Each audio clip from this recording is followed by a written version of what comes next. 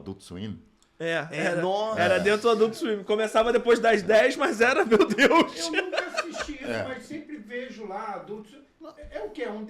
É uma programação Cara, específica. Como é que a são gente animações pra fala adultos. do Adult Swim sem falar? Não, em grande resumo, são Adulto- animações O Adult pra Swim adultos. hoje, na Globo, seria cancelado. É isso. Era uma programação. A gente podia falar que era uma pra programação adulto. MTV, vamos dizer assim. Televisão, então, TV a cabo, colocou no Cartoon. Foi até bacana você falar isso, porque eu já vi em várias outras entrevistas de dubladores, diretores de dublagem também, falando sobre alguns cuidados na hora da dublagem, para algumas frases, algumas coisas, que o material vinha de lá de fora com, sim, linguagens absurdas. Sim. E aí tinha que alterar aquilo ali, porque no Brasil, aquele horário, tem criança. Cara, eu achei isso incrível. Isso acontece até hoje. Acontece até Isso hoje. Acontece até hoje. Em algumas séries. Eu dirijo uma Cabe série. mais ao diretor, desculpa interromper, cabe mais ao diretor ou ao dublador usar essa licença poética para fazer isso? Não, o diretor é que... O dublador tem alguma autonomia. Nós recebemos o produto já com as especificações do cliente. Para onde vai? Isso aqui vai para um canal infantil na faixa até 8 anos. Canal infantil até 12 anos. Tá? Então, cuidado, linguagem própria tem que ser substituída. E eles substituem, tá? Porque lá fora... Já vem como observação, né? Legal. O cliente, quando ele traz, ele vai vender aquilo, vai vender o direito de exibição para um canal qualquer. Esse canal observa aquilo, porque tem a lei brasileira, ele tem que observar a lei brasileira, tem que seguir o sistema. Não, que tem linguagem imprópria, por favor, substituir ou não exibir. Ou seja, você faz o corte, ou você corta, ou você substitui. Sim. E, na maioria das vezes, a gente substitui. Raramente eles fazem corte, então a gente substitui mesmo. Eu acho isso uma coisa muito legal, muito bacana, porque você... esse cuidado. Eu perguntei isso porque, assim, dentro desse contexto, uma das animações, né, os desenhos que você fez, que é até polêmico hoje em dia, a Vaca e o Frango, tem um personagem lá que você faz a dublagem que é incrível, que é o Mundo de Fora. E assim, hoje adulto, né, como adultos, a gente vê que essa animação ela não era dentro da caixa, ela era totalmente fora da caixinha. Cara, o comercial começava. Quer dizer, então, o médico falando. Quer dizer, então, que a senhora tem uma filha vaca e um filho frango. Isso, eu não sei como era nos Estados Unidos. Isso dentro mas aqui do tava chamando um de boiola e outro de piranha. Dentro do Cartoon Network, no horário que uma criança tava ali. Quem pode explicar bem essa Eu história? amava demais. Quem pode explicar bem essa história é o Briggs, porque o Briggs, a gente esteve no Animamundi, que teve aqui no Rio de Janeiro. Ele conversou com um dos desenhistas da Hanna-Barbera, que era o David Fitz. E a gente tinha uma loucura para conhecer o cara, né? O cara estava aqui no Brasil, estava no Rio de Janeiro e tal. Porque essa história é o seguinte, esses desenhos foram desenhos vetados por eles. Lá fora, desenhos Caramba! lá fora. Era Galera, pra ser um Adult Swim. Assim, o último Animamundi foi em 2019, tá? Só saiu, só parando de divulgar. Essa história é muito interessante porque os caras engavetavam esses desenhos porque ninguém queria. Ninguém queria. Então não queriam saber, porque eles seguiam aqueles padrões os Herculoides, como é que eram os desenhos da Hanna-Barbera? Como é que isso entrou no mercado aqui? Como é que foi feito isso? Como é que desengavetava Acredito isso? que uma Capitalismo. Olha, um deles, se eu não me engano, o William Hanna morreu antes. E depois aí Do espólio, o Barbera cedeu os direitos para o Ted Turner. Eram muitos desenhos, né, dentro desse contexto do Hanna-Barbera. E foi quando eles criaram o Cartoon Network, né?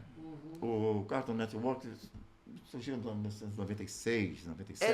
Ele é relativamente recente, Como é ele que não é? ó, nosso Google aí, nosso Wikipedia. E nós tínhamos um grande amigo que era diretor de programação de lá, que era o Carlos Toreta. Olha. Que era um cara maravilhoso de vista. O primo da atriz Narjara Toreta. Primo da Narjara? E o Toreta era uma pessoa fantástica. E a gente conversava muito sobre essas histórias e tal. E muita coisa chegou lá. Foi criado em 92 o Cartoon. 92 é relativamente recente, pô. Não. Eu me lembro... Não, relativamente. Para outros canais, não, mas para outros canais é São 28 anos. Mas 34 anos. Eu peguei muitos desses desenhos. Mas quando eu cheguei na direção, a Vaca e o Frank já estavam. Era o Chico Zé quem dirigia. Johnny Bravo já estava lá. Johnny Bravo já era o Ricardo Juarez? Ricardo Juarez. Tinham vários desenhos lá. E, para minha mão, o Hércules dirigia As Meninas Superpoderosas. Que aí te dirigiu. Aí dirigiu você. Que me dirigiu. A brincadeira da Vaca e o Frango é porque, como os caras lá esculachavam... Já imagino. Aí eu falava assim, eu olhava pro Chico e dizia assim, Chico, Posso? eu vou pegar o mote que tá aqui, Deixa. eu corto. Eu aprendi isso com ele. Eu sou dessa máxima. Olha, eu tenho a impressão de que ele não cortou nada, porque... E aí, Ou nunca exagerou. e como ele falava de forma genérica para os meninos, né? Quando ele entrava na escola, né, que ele entrava quando ele entrava como professor, com uma coisa, ele falava de forma genérica. Ele não se referia a eles nem a elas. Era de forma genérica, né? Aí eu olhava assim, às vezes tinha um monte de menino lá, eu mandava mesmo lá, meninas, eu mandava. E ninguém percebia. O que era mais interessante é que ninguém... Você pode fazer essa frase de novo, olhando pra câmera, que vai virar nosso corte. O quê? Olá, meninas, sou eu! Sabe, eles foram deixando e eu fui fazendo. E a gente brincava com aquilo. E a gente tinha muita liberdade para... Não, e devia ser muito divertido também, né? Pra fazer. Por exemplo, quando eu fui fazer o Macaco Louco, cara, aquele boneco, acho que ele, na hora de fazer a animação, ele mexia demais a boca. Sim. E o texto era pequeno. E vinha pouco texto. Porque, na verdade, por exemplo... Até o texto original, até o inglês... Era. Não, o cara batia muito, ele fazia uma animação rápida e aquela... Era aquela animação de framezinhos, assim. É porque a ideia do Macaco Louco, ele tava sempre freak, ele tava assim... Ele era todo elétrico. Tanto que ele tava Agora assim, você imagina aquela boca, regalado. o cara lá no original, né? Ele entrava em cena falando lá no... Em inglês ele... I am Mojo Jojo. E a boca assim... E a boca... Os caras dublaram também de qualquer jeito. Os caras animavam de qualquer jeito. A má vontade de fazer o negócio. E aí, na maioria das vezes, eu soltava o texto quando eu soltava... Hércules, tá faltando texto. Não tá dando, pô. Se eu vou ter que ralentar aqui, vai ficar batendo boca. Aí, cara, veio a ideia de repetir o texto. De tornar o texto redundante. Que era para poder preencher. Foi uma necessidade de que preencher virou uma marca. aquilo. Aí eu dizia assim, bom, eu estou aqui hoje no Seu Pod, porque se eu não estivesse aqui no Seu Pod, eu estaria em outro lugar. Então, como não estou em outro lugar, eu estou aqui. Cara, que maneiro! Eu falava isso. Pegava o texto todo, cara, e revirava o texto e... Uma necessidade transformou o personagem no que é hoje. Não, e de fato, o Macaco... E você, assim, hoje em dia, se alguém for fazer no lugar do Jorge, vai ter que fazer igual. E se você reparar, é um caco, não digo caco, é um recurso. negócio próprio do personagem que só tem no Brasil. Só tem aqui. Só tem no Brasil. Então é isso, ficou muito né? melhor. O Macaco Louco no Brasil, ele é tão famoso quanto as Meninas Superpoderosas. Eu acho que ele é até mais famoso que a Menina Porque, tipo, os outros vilões, assim, é tipo as Meninas Superpoderosas, o Macaco Louco e o Ele. Todos os outros, Fuso e Confusão. De vilões é só. Como é que é o nome Esse que é um, Caranguejo que é é um o Ele. demônio, É um o caranguejo. Ele. Que fala, Curioso meninas. que... O Hércules falou, olha, preencheu, funcionou, vamos ver como é que vai ficar. O negócio batia lá fora e os caras não reclamavam. Aí o Toreta começava a rir dessa história. Eu imagino. E ele falava assim, pô, ficou engraçado esse negócio. Aí eu ia fazer, cara, aquilo dava uma canseira danada pra fazer, Sim. né? Boa, imagina.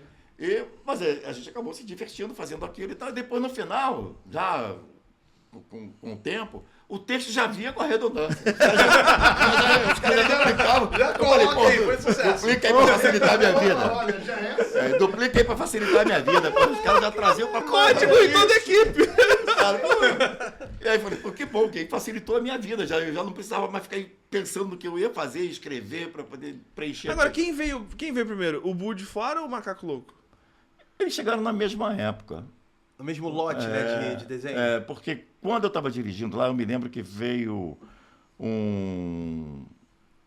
eu dirigia, se eu não me engano, eu dirigi alguns desenhos do Cartoon, né? Do Edu e Dudu e Edu. Bom demais. Que é muito bom. Tudo Adorava. nessa época do Cartoon era bom. Coragem, Cão Covarde, eu também dirigia. E eu me lembro que tinha chegado um piloto das Meninas Superpoderosas. E a gente foi gravar esse piloto. E nesse piloto, quem fez o Macaco Louco foi o saudoso Paulo Flores, se eu não me engano. Caramba. E aí os caras assistiram o piloto e pediram o teste. Entendi. Aí foi feito o teste. Eu tinha gravado aquilo. Aí o teste foi para a mão do Hércules. E aí o Hércules fez os testes. Eu fiz o teste para o Macaco Louco e acabei passando no teste. E foi muito legal. Foi muito legal, cara. Assim, mas naquela época aconteceu isso. Aconteceu do piloto. E não eram aquelas pessoas que estavam ali. Mas, felizmente, o Hércules pegou aquilo para fazer o teste e acho que caiu, sabe, com as pessoas certas. As meninas davam um show fazendo aquilo ali. Sabe, a gente gravou junto. Depois gravava junto? É isso a gente gravava junto. Que barato. Na época. E depois o Hércules saiu de lá, ele foi para Delarte, e eu assumi a direção. Né? E ele falava para mim, Jorge, eu vou sair, no dia que eu sair, quem tem que assumir a direção desse desenho é você, porque você... continuou botando a voz no Macaco Louco continuei e dirigindo. Ele falou, acho que você que tem que continuar. Ele não falava isso para mim, você que tem que continuar dirigindo. É muito difícil fazer um personagem e dirigir todo... Provavelmente. Nesse caso, a animação, né, como um todo. Você imagina, eu que estava começando na direção. Eu tinha Mó pouco tempo como responsa, né? diretor. Tinha pouco tempo como dublador. Quando eu falo pouco tempo como dublador, na época que eu comecei a fazer esse desenho, tinha 10 anos de dublagem. Pouco tempo, 10 anos. Cara, pouco tempo. Porque a gente fazia, era pouco tempo. Eu tinha um ano e pouco de direção. Aí realmente. Quando eu digo pouco tempo, era pouco tempo mesmo. Hoje eu vejo, tem muita gente que se adapta muito rápido e tal. Sim. Pega... Não, Mas porque eu- vocês estavam construindo também, né? sim. Tem isso. Imagina ele ter, por exemplo, falou que ele gravava junto. Aí ele tá fazendo Macaco Louco com as meninas superpoderosas. Ele nota alguma coisa de errado ali, ele já tem que parar ali.